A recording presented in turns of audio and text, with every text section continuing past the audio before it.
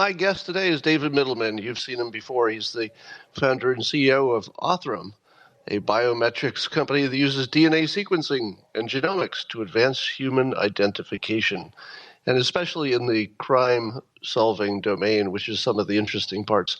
David, how are you this morning? I'm doing good. How are you?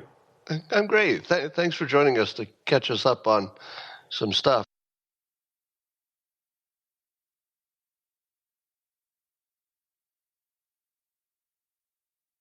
One of the interesting things I wanted to ask you about is I believe Othram has started a database where you can voluntarily have your DNA stored there for crime-solving purposes. Am I saying that right? Yes. So what's the name of that, and how do people participate if they want to? So we started a database. It's called DNAsolves.com, and so you've probably heard, folks have heard from watching your show, as well as from reading about the news about the Golden State Killer and a number of other folks that have been caught, victims identified, all because there's genealogical data that's been out on public databases to help triangulate and identify who unknown folks are. And so what we've done with DNA Solves is we've built a database that has nothing to do with medical research or genealogy research, right? This is a database that is broadly available for folks that have been tested and want to contribute their DNA towards identifying the victim or solving a crime. How would they do that? So they've been tested for some other purpose and it's in some other database? How do they get it into your database? Yeah, so folks are tested with recreational testing companies such as Ancestry.com or 23andMe. They when you test to learn something exciting about yourself, you can then take that profile, that information, and download it from your site, and then you can upload it.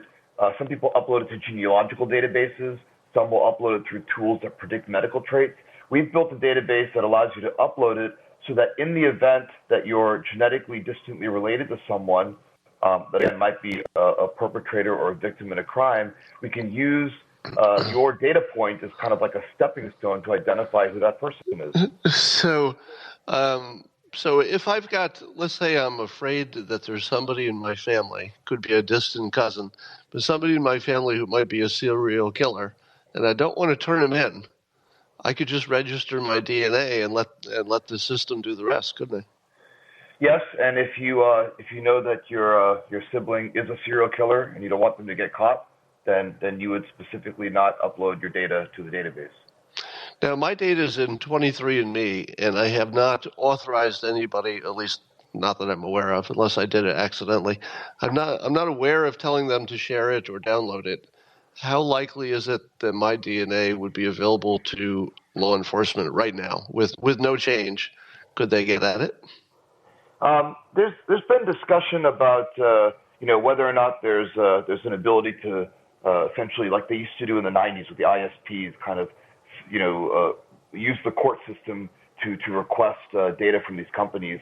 I think 23andMe has a very clear position. They don't work with law enforcement. I think they've done a stellar job of protecting data. And in fact, if you've been a 23andMe customer for a long period of time, you'll notice they used to have like a third-party API where you could like authorize people to look at your data. They killed it. So I would say 23andMe is a very secure place to keep your information. The only way your data leaves 23andMe is if you go in there and specifically click a button that says, I would like my raw data. And again, some people will do that for a variety of reasons, research, genealogy, whatever. But 23andMe will not move your data on your behalf, even if you ask them to. You have to actively pull it yourself. So what percentage of all Americans, let's say adults, what percentage of them have at this point at least one relative who's close enough that would help identify them, who's in one of these databases that law enforcement can get at? Are we closer to 10% or closer to 90%, meaning that you've got at least a cousin or something who's in the database? So GEDmatch, which was a public database, before they moved to the opt-in model, I think there was about 1 million profiles in there. And I think with that size of a database, there was pretty good odds that closer to 90% people would have some connectivity to someone that's tested. It may not be a first or second cousin, but at least a third cousin or closer. And so, and how close does a relative have to be before it becomes, let's say, useful for law enforcement? I know every situation is going to be different, but you said a third cousin. Can you go even further? you can, and it obviously depends on luck and the size of your family, and even to some extent like the where in the world you're from. Obviously, Americans are enriched for these databases, but yeah, the answer to your question is that if you have a first, second, or third cousin, and a third cousin is pretty far out. It's very easy to then use that to figure out the identity of an unknown DNA sample. If you go further out, you can solve it. But as you move past fourth and fifth cousin, it becomes more difficult. Now, I made a provocative claim without really knowing what I'm talking about the other day, and I said that this technology is very close to making all serial crimes, at least the violent ones, to make all serial crimes solvable by the end of the year. In other words, if somebody's doing a serial sex crime or serial killer, they're always going to leave DNA, wouldn't you say? Would you say it's close to 100% of the time? I mean, it's a matter of time, yeah. And the way technology has moved, Othram, unlike so Othram's a laboratory, so we actually work on not just the integration of data, but the collection of DNA, and we've been able to collect decent amounts of DNA from touch DNA. So it's not just that you're leaving DNA; it's that the limit of what you can leave and still generate useful information for has continuously dropped as well. So I would say you're right. Like if you're a serial rapist, you're probably going to leave DNA at some point somewhere. How many people do you think have already figured out that they're adopted or at least not related to their father without doing much work? In other words, are the databases such that if you've done one of these tests and you download your own data and upload it somewhere else, is there any way that you can just find out if you're really related to your parents? There is, and since that's a non-law enforcement application, you can do that at 23andMe Ancestry. They have giant databases. 23andMe's database is over 10 million people. I think Ancestry just announced that they surpassed 16 million people. So with that size of a database, it would be very straightforward to look for what they call NPEs, which are non-paternal events. So situations where your father is not your father. And there's stories all the time. People discover relatives they didn't know they had. On the other side, and kind of the less cheery side, people discover that relationships that they thought were real are not real. So, and it's a personal decision if you go on that journey. But there's a story, it seems like, all the time. And that's actually how things were done prior to this application to law enforcement. I mean, it's basically taking the adoption agencies and these kind of family mysteries and applying it towards folks that are not your family, right? That could have been involved in a crime. And what about, I know you're not specifically working on the medical stuff, but you probably know about it. I keep hearing about there are some people who might have a natural immunity to, let's say, cancer, or certain types of cancer. Are you going to be able to identify people who have DNA that just won't get certain kinds of problems, and therefore would we be able to commercialize that and say, if these people can't get this disease, we can figure out what it is and take some proteins or whatever the hell you do? Is that a thing?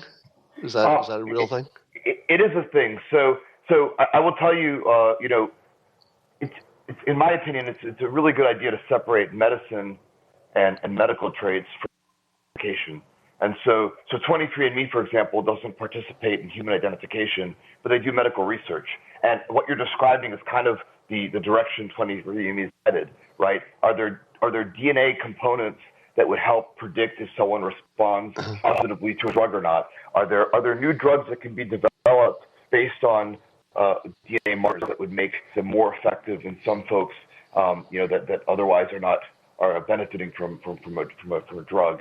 But at Othram, we're the inverse company. So what you're saying, I think, is very likely and true. But at Othram, it's not about a science issue. It's more of a policy issue. We simply do not use any information for medical work.